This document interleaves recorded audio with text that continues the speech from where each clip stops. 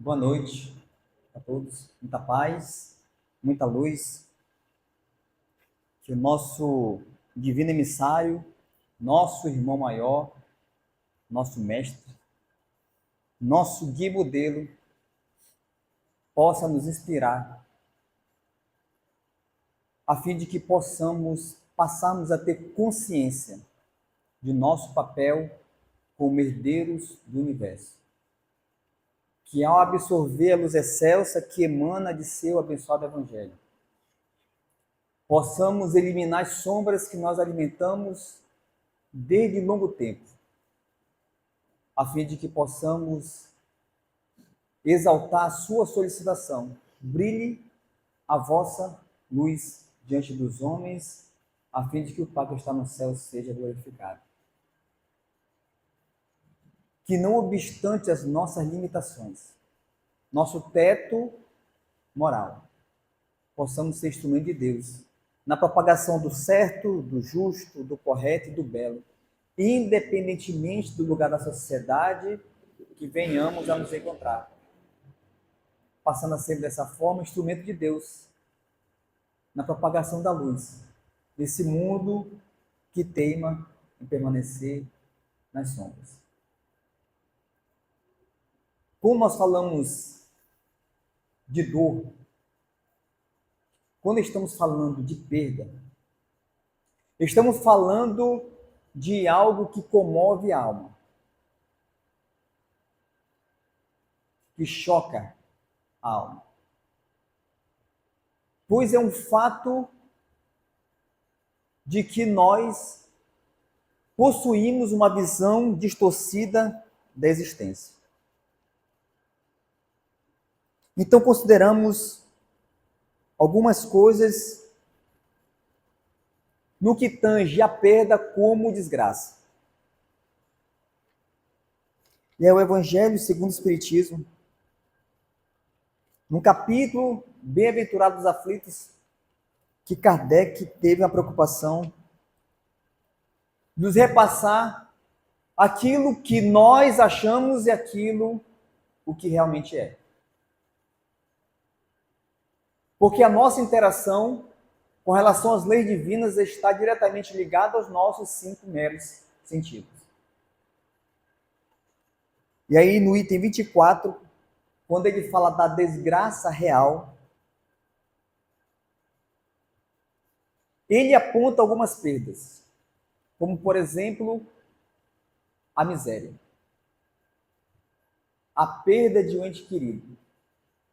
São situações que catalogamos fatalmente como uma desgraça. E aí o que Kardec então nos explica? A tudo isso, ou seja, a perda, miséria econômica, a falta de comida, tudo consideramos como desgraça. A tudo isso e muitas outras coisas, mas se dá o nome de desgraça na linguagem humana. Sim, é a desgraça para os que só veem o presente. A verdadeira desgraça, porém, está nas consequências de um fato mais do que no próprio fato. A desgraça real, ela está nas consequências de um fato mais do que no próprio fato. E é isso que nós iremos desenvolver essa noite. Mas para começarmos a refletir sobre o assunto, precisamos fazer algumas perguntas que nos propiciam uma reflexão profunda. E é isso que a verdade propicia à criatura humana, reflexões profundas.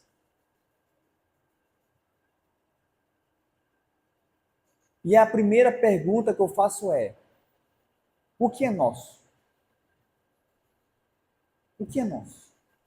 O que verdadeiramente é nosso? Mas isso recai numa outra pergunta também, que estão atreladas. O que nós somos? É bem diferente do que quem somos, o que somos. E então o Espiritismo, ele vem explicar que nós somos espíritos imortais. Frutos da criação, em que nós estamos trilhando momentaneamente o corpo físico.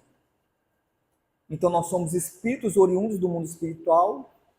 Por isso que existe uma expressão no Espiritismo, na literatura espírita, pátria espiritual, porque é de onde somos. E aí nós encarnamos, nós adentramos a matéria por uma necessidade evolutiva conforme a vontade divina. Então, na questão 132 do Livro dos Espíritos, Kardec pergunta qual o objetivo da encarnação. Porque o fato do espírito estar dentro da matéria tem um objetivo, e esse objetivo não é aleatório. Ele é objetivo divino. Então está lá que Deus impõe a encarnação. Então vejamos. Deus impõe, então Deus não pede por favor. Ele não fala assim, Emerson, você poderia por favor encarnar? Não. A encarnação é uma necessidade do espírito. Porque tem outro momento que Kardec indaga assim, não seria melhor o espírito ficar na condição de espírito? Porque nós não somos oriundos do mundo espiritual, para que encarnar? E aí Kardec pergunta isso. Não seria melhor o espírito permanecer na condição de espírito? Para que encarnar? Essa é a pergunta de Kardec. E os espíritos respondem o quê? Não. Porque o espírito estacionar-se-ia. E o que Deus quer é que o espírito evolua, progrida. Na questão 115, é muito profundo esse ensino.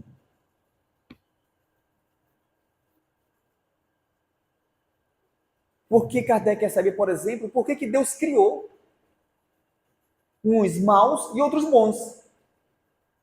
Por que o Emerson é mau? E por que o Léo é tão bom? Por que Deus aí dá-nos a entender? Quando não entendemos ou não sabemos do processo da evolução do espírito, do processo da encarnação, que Deus criou o Emerson mau e o Léo bom. E aí Kardec perguntou, por que Deus criou uns espíritos maus e outros bons? E os imortais responderam que Deus criou os espíritos simples e ignorantes, não maus. E nem bons. Deus criou os espíritos simples e ignorantes, ou seja, simples do ainda não complexo. Qual é a diferença do Emerson para o anjo? É que o anjo é complexo e o Emerson ainda não. Então Deus criou os espíritos simples e ignorantes, ou seja, sem conhecimento. Isto é, sem saber. A cada um deu uma missão. E por que Deus deu a cada um uma missão? Aí vem a profundidade da complexidade do espírito imortal. Deus deu a cada um uma missão com o fim de esclarecê-los. Para que esclarecer?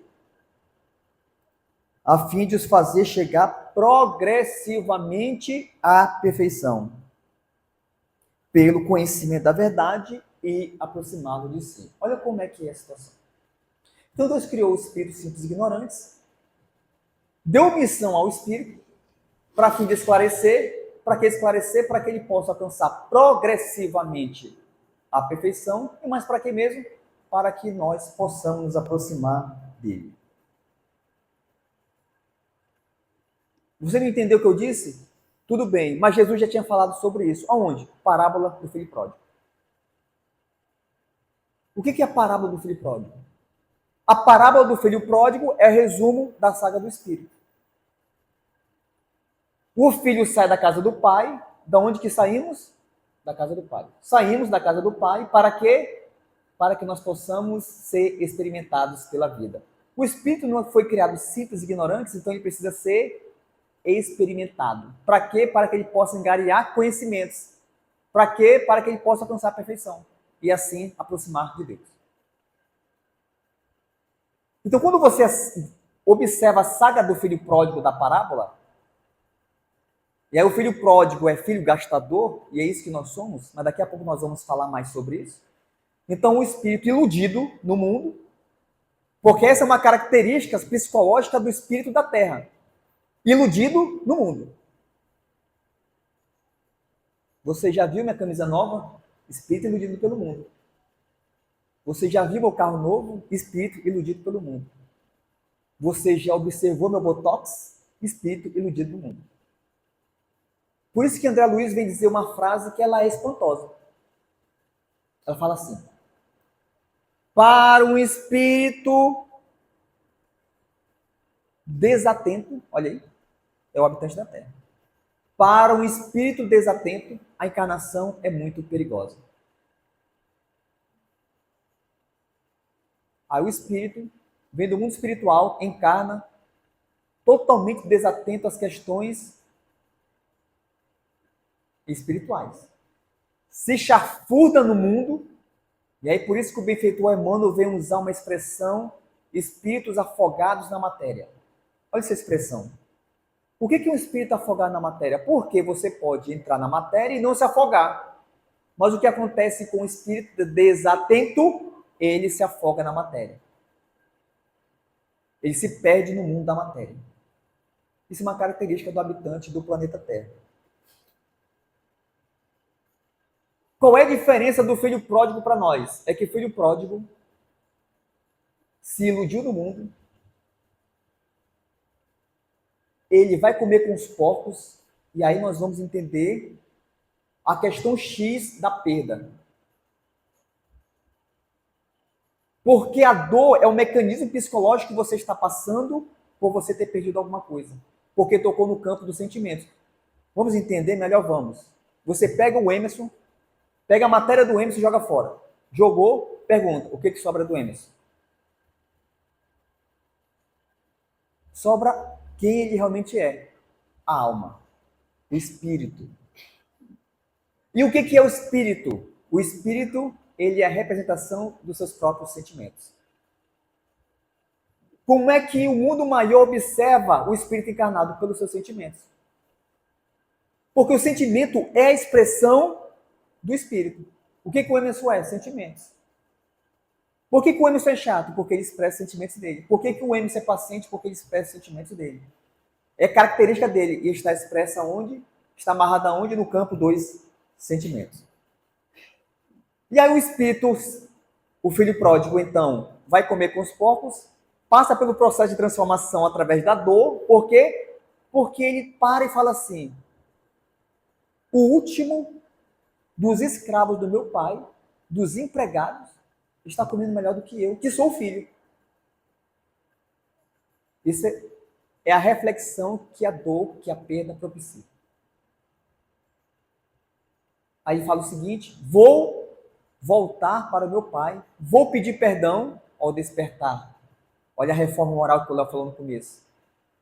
Despertou e volta para a casa do pai. E o pai o recebe, vai em encontro dele, recebe, beija-o, abraça-o e fala: filho, você estava morto e agora está vivo. Estava perdido e agora se achou. Pronto. O pai fez o que queria que o espírito, o filho, despertasse. Ele propiciou que o filho experienciasse. E é isso que Deus faz com a gente. Agora, qual é a diferença de nós para o filho pródigo? É que o filho pródigo já voltou para casa faz um tempinho. E nós? Nós ainda estamos nas ilusões do mundo. E existe uma pergunta que fala assim: qual é o elemento mais duro do universo? Qual é o elemento mais duro do universo? Resposta: o coração do egoísta. Por quê? Porque só Deus consegue penetrar e mesmo assim só através da dor. Então vamos entender que o sofrimento, a dor são um mecanismo divino. Porque na questão 3.2, quando ele pergunta qual o objetivo da encarnação, ele responde o quê? Que Deus impõe a encarnação com o fim de fazê-lo chegar à perfeição. Mas, para isso, é necessário passar por todas as vicissitudes da existência física. Porque existem situações que só a matéria nos propicia. Quer ver o exemplo? Quero.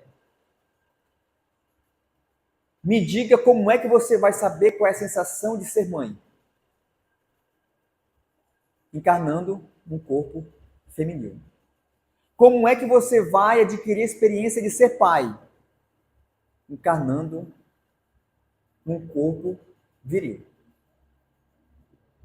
São experienciações, lembrando que estamos sendo experimentados pela existência. Mas eu volto à pergunta assim, mas o que é nosso? Ok, já sei que nós somos espíritos imortais, vagando temporariamente na matéria, adquirindo experiência para que eu possa alcançar a perfeição. Agora vem outra pergunta, que foi aquela primeira, né? O que é nosso? Aí o Evangelho segundo o Espiritismo, no capítulo Não se pode servir a Deus e a Mamon, ele nos dá um choque de realidade. O que ele fala? Nem vosso próprio corpo vos pertence.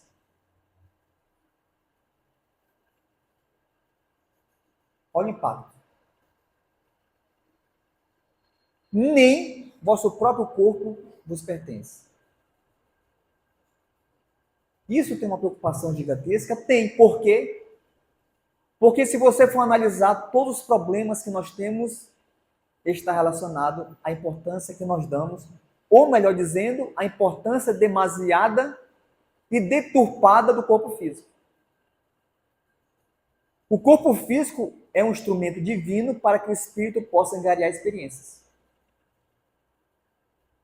E durante o processo encarnatório, o espírito vai trabalhando o coração, que é o emblema dos sentimentos. Por isso, no capítulo 3, há muitas moradas na casa de meu pai, item 25, o Evangelho nos ensina o quê? Que o espírito precisa ter contato com outros corações maus, a fim de que possa desenvolver as qualidades do coração. Olha aí. Então, aquela pessoa que surge na sua frente, como a Severo Chico, ninguém erra de endereço, ninguém entra na vida de ninguém por acaso, aquela pessoa entra trazendo uma mensagem. Que mensagem é essa? A mensagem que você precisa para desenvolver as potencialidades do coração. E aí, no contato com aquela pessoa difícil, porque o difícil é a pessoa, né? Porque o Emerson nunca é difícil. O Emerson é um anjinho, só falta as asas. O difícil é o próximo. E aí o próximo traz uma mensagem. Que eu possuo uma capacidade restrita de compreender, tolerar, perdoar. O contato com o próximo mostra que o coração do Emerson está enregelado. Possui uma indiferença enorme para com relação ao próximo. E é o próximo que está revelando isso. Por isso que a encarnação é importante, porque no processo de convivência, eu vou me descobrindo no meu processo evolutivo. Quem eu sou e como estou. E quando nós analisamos a fome está relacionada ao quê? Ao corpo. A miséria ao corpo. Mas como eu li no começo, dos bem-aventurados aflitos, quando ele fala para que nós possamos analisar o que é graça ou desgraça, precisamos ver suas consequências. A fome, ela é ruim. Do ponto de vista físico, obviamente. Mas do ponto de vista espiritual. Quantas pessoas, quantos espíritos desatentos precisam passar pela miséria da fome, a falta de comida, para que possa educar-se no estômago. Quantos espíritos precisam passar pela prova da miséria a fim de que possa compreender o quão é ruim a miséria? Porque a lei de ação e reação tem por objetivo, o resgate tem por objetivo eu passar por aquilo que eu fiz o próximo passar. Porque muitos males que eu faço no meu próximo passar é porque eu ainda não aprendi muitas coisas no campo do coração. E aí eu preciso passar por aquilo que eu fiz o próximo passar para que eu possa assimilar. E aí o grande palestrante, divulgador do espiritismo no Brasil e no mundo, Raul Teixeira, conta uma história interessante. E aí ele fala assim, que um dia ele estava palestrando no estado, e aí ele foi levado para o almoço, E aí ele viu uma pessoa catando comida do lixo. E aí ele pensou, nossa. É o que leva muitas pessoas, por exemplo, a duvidar da existência de Deus. Por quê? Ah, Deus é amor? É. E por que ele permite isso? Isso é a comprovação de um espírito encarnado em que é limitado pelos sentidos, mas não sabe a complexidade da existência. E aí o Camilo, que é o mentor do Raul Teixeira, se materializa e fala para ele assim, como você é injusto? Ele fala assim, como assim, meu irmão, injusto? Você acha justo eu indo comer do bem do melhor enquanto meu próximo está comendo comida do lixo? Aí o espírito responde para o Raul. Você olhou a placa no muro? E aí o Raul Teixeira, o que tem a ver a placa com o fato? Você olhou a placa no muro? Não. Então, aquela placa no muro está o nome de um ex-governador. E aí estamos em época de política, venha calhar. Tem o nome do governador. Você sabe quem foi esse governador dessa placa? Ele não. É o mesmo que hoje está catando comida do lixo. Foi um governante que teve a possibilidade de melhorar a vida de toda uma população e não fez. E hoje ele está passando por tudo aquilo que ele permitiu que o próximo passasse. Isso são mecanismos de educação do espírito. Porque existe uma questão que nós não podemos esquecer, é que Deus não dorme. Meu pai trabalha até hoje e eu também acelerei o Cristo. Deus não dorme. O monitoramento é algo constante dentro da criação. A força nuclear, o elemento básico da matéria, o elétron não para. A força nuclear não cessa. Por quê? Porque Deus não dorme. As galáxias estão em movimento. Por quê? Porque Deus não dorme. E aí existe uma expressão que é trazida pela literatura subsidiária do Espiritismo, chamada suspensão do livre-arbítrio. O que é a suspensão do livre-arbítrio?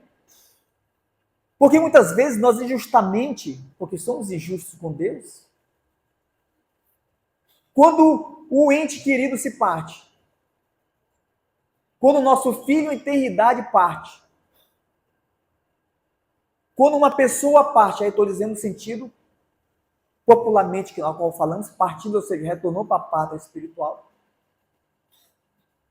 Porque nós somos egoístas por natureza, e a nossa ressonância espiritual, egoísmo, e aí nós julgamos do nosso ponto de vista.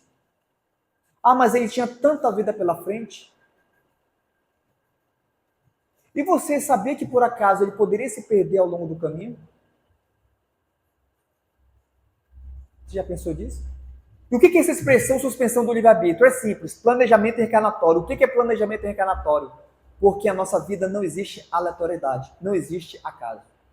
Todos nós, ao encarnarmos, planejamos nossa existência. Esse planejamento tem cunho o quê?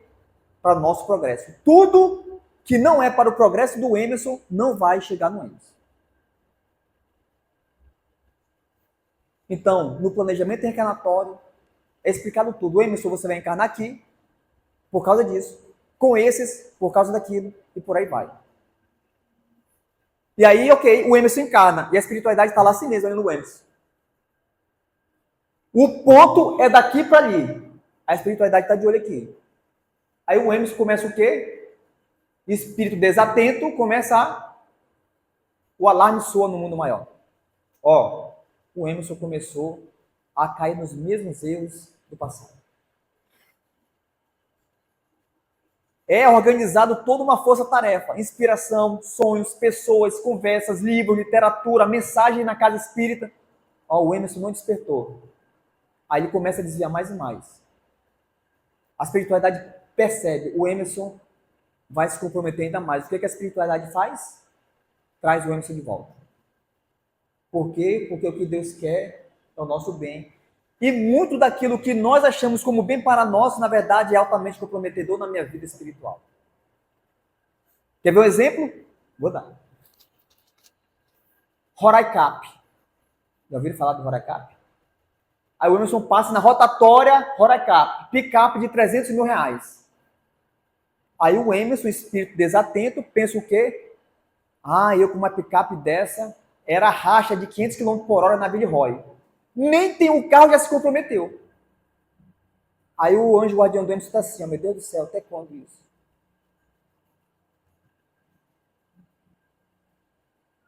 Se eu ganhar no Roraicap, vai ser uma cervejada o final de semana todo. Nem ganhou o prêmio, já está pensando em se comprometer. É o espírito desatento. E quando o Emerson pensa na Mega Sena da virada? Qual é a prece do Emerson? Pai, permita que eu ganhe na Mega Sena da virada. Vou ajudar muitas pessoas. Aí tem um monte de espírito que já conhece o Emerson de 1000 anos. Fazem uma outra prece para Deus. Que prece é essa? Pai, não faça isso. Nunca dividiu um centavo em 1000 anos, agora ele vai dividir com o próximo? Não vai. E quando falamos de perda, como não lembrar da perda dos nossos entes queridos? Como expressar a dor de uma mãe que perdeu o filho? Como expressar a dor de um filho que perde um pai? E existe uma frase que diz o seguinte: quando nós perdemos um filho, perdemos o futuro. Quando perdemos um pai, perdemos o nosso passado.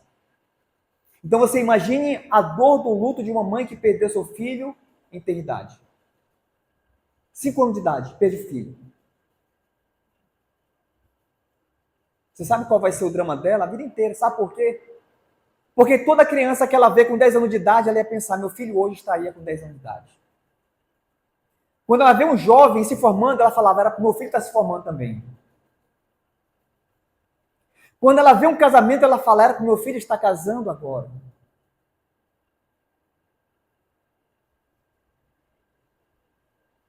E aí, quando o Evangelho nos ensina que nem o nosso corpo nos pertence, aí vem uma outra pergunta mais profunda.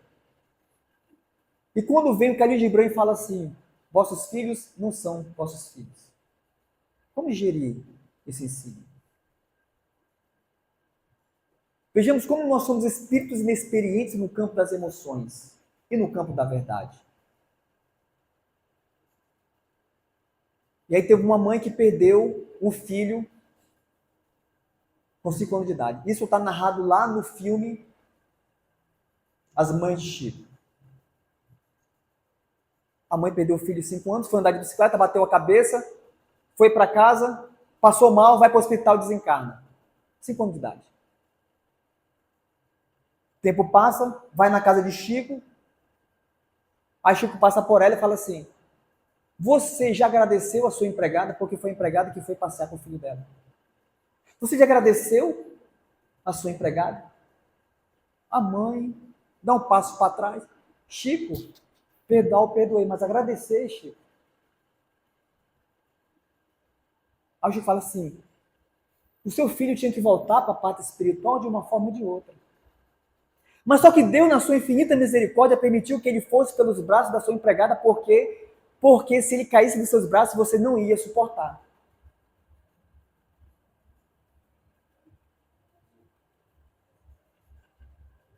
Pergunto, como suportar quando o filho cai dos seus braços e seu filho desencarna nos seus braços? Como é que você ia se perdoar?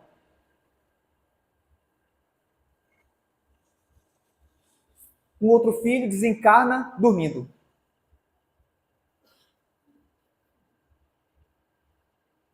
Filho único, mãe separada. Imagina o sofrimento dessa mãe. O filho manda uma mensagem. Mamãe, através de Chico. Chico conviveu com essa dor da perda. Mamãe, eu tinha que desencarnar dessa forma. No passado eu me suicidei enfiando o punhal em meu coração. Esse problema que o meu corpo espiritual registrou, médico nenhum da Terra iria detectar. A minha morte foi apenas frutos das minhas péssimas decisões de ter suicidado no passado. Por isso que para nós considerarmos algo como desgraça, precisamos analisar mais o fato, ou melhor dizendo, as consequências do fato do que o próprio fato. Existe uma explicação muito mais complexa que nós possamos imaginar. Por isso que aborto, eutanásia, suicídio, homicídio, ele vai contra a lei de Deus, por quê? Porque você tira a possibilidade do Espírito provar, do Espírito resgatar seu passado.